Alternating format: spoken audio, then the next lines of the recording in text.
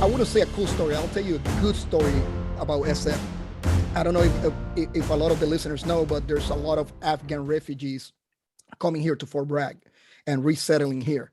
And just recently, I ran into this guy, and I'm walking around downtown. This guy walked up to me. He's like, "I know you." And, I kind of like looked at him. I was like, "Man, is this one of the terrorists I was following over there in Afghanistan? Or who the hell is this guy?" Right. So he's like, "I know you." He came over to me. And he's like, "I know you." He kept saying, "I know you." And I'm like, "Who is this guy?" Now, this probably a 30-something-year-old, right? And I'm like, who's this guy?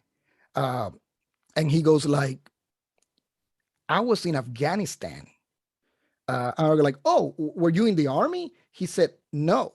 He's like, "You were in Garish, weren't you, in 2002?" And I go like, "Yeah." He goes like, "Yeah, I was one of those kids you were giving candy to."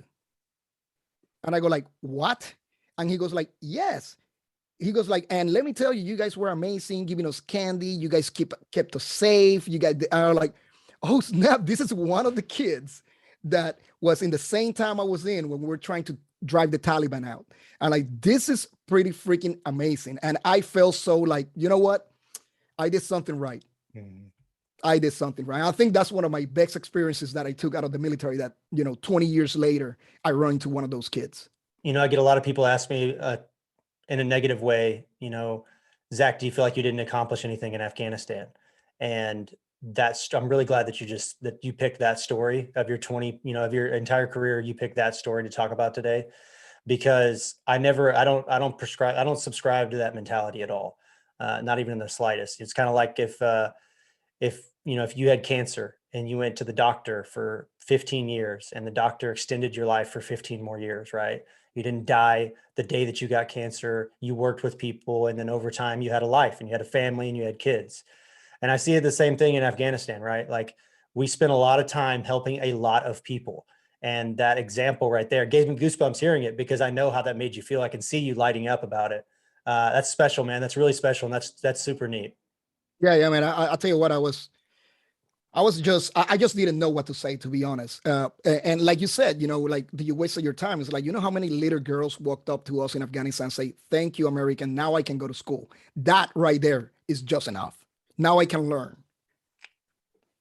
I love it, man. I completely agree. I'm really glad that you picked that story. That's cool. That's well done. Hey, well done on your part, right?